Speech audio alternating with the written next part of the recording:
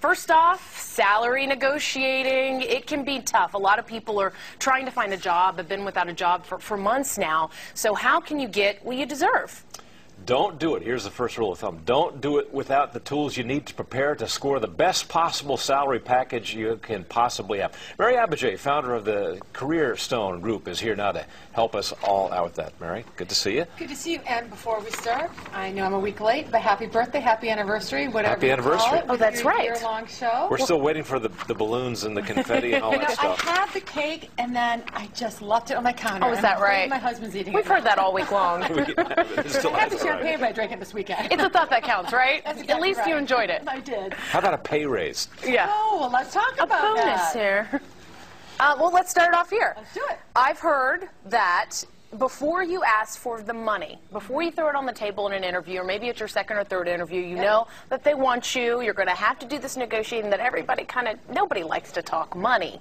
But do your homework, obviously. Absolutely. Yeah, what happens oftentimes before first of all, let's be aware of when you negotiate salary. You have to wait to the last possible second.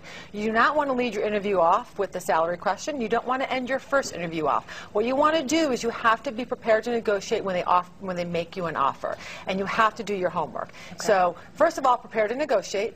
Have it in your mind that you are going to negotiate and do your homework. A couple of areas that you have to research. The company.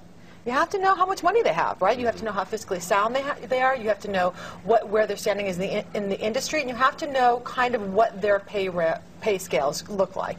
You also have to research your profession. If you are going to be applying to be an anchor for a local TV show, you have to know what other anchors are getting paid to do similar work. And then you also thirdly have to be able to research your value. What value do you bring, Natasha? Not just the profession, but what do you bring to that job? Show yourself off. Show the positives. That's exactly right. Now, I've heard it said that if you are in a salary negotiation and the prospective employer asks you, how much money do you make right now? Oh, I hate that question. Evade.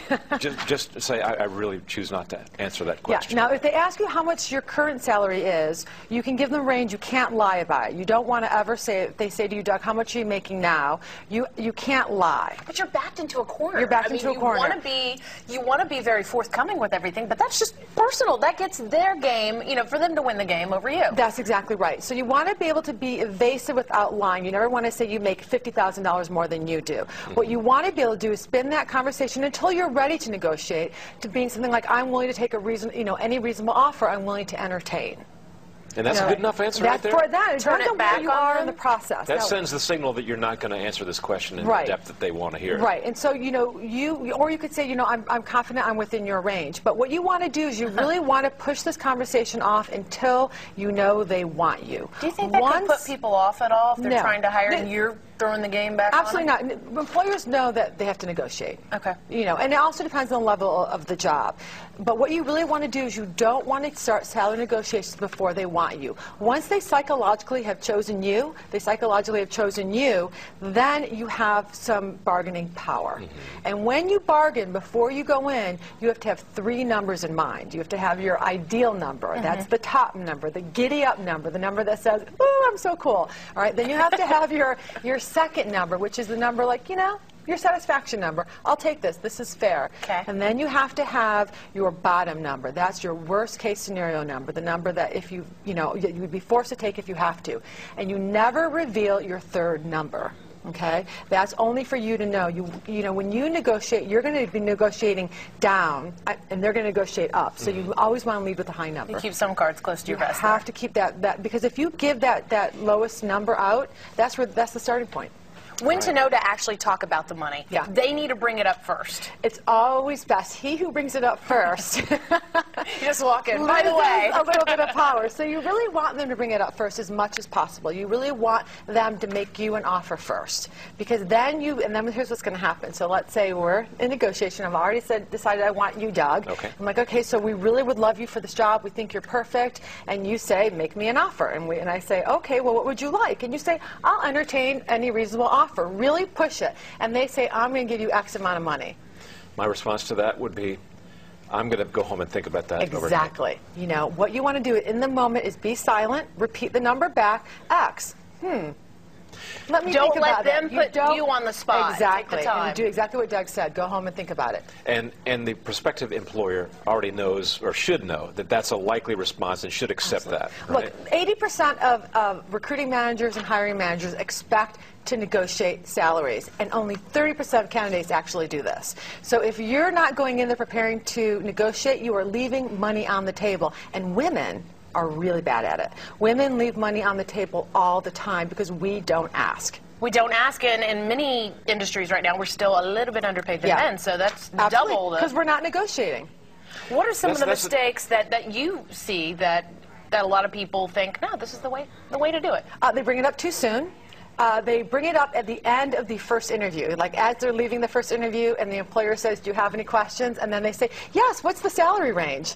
Really big no-no. You don't want to bring it up too early. You should know the salary range because you've done your research. Gotcha. The other mistake people make a lot, and women do this a lot, is they say, here's why I need this money. I have a family to feed. I have, grad school debts. Your employer doesn't care why you need the money. And that really weakens your position. It's not going to help. It's not going to help. It's only going to hurt. My credit card bills It's going to hurt really you high, because they're going to think that you're financially irresponsible, and they're going to think that all you care about is the money. And quite frankly, employers don't care about that. They want to see enthusiasm about the job. Yes, and they also want to know what pain of theirs you're going to relieve. So when you are negotiating, make sure when you're talking about your value, you're really zeroed in on what the pain is for them for not having someone in that job. Real quickly, how much does having another job in the pocket, another job offer, help you out? Huge. It actually does. It's huge. I mean, being able to negotiate and leverage, being able to leverage another job in your negotiation is really, really powerful. And you have to be prepared. Like, if you're going to say that to somebody, I have another offer, can you meet it or exceed it? Then you have to be prepared for them to say yes or no and to walk away. But it absolutely is the key leverage point. They know that maybe you're not as desperate, that this isn't exactly your be-all right. and end-all. That you're wanted, that you're a wanted quantity. And people like to back winners. So if they think someone else thinks you're a winner, then they're going to want you all the more. Gotcha. Mary Abjay. Thank you, ma'am. Good luck to everybody.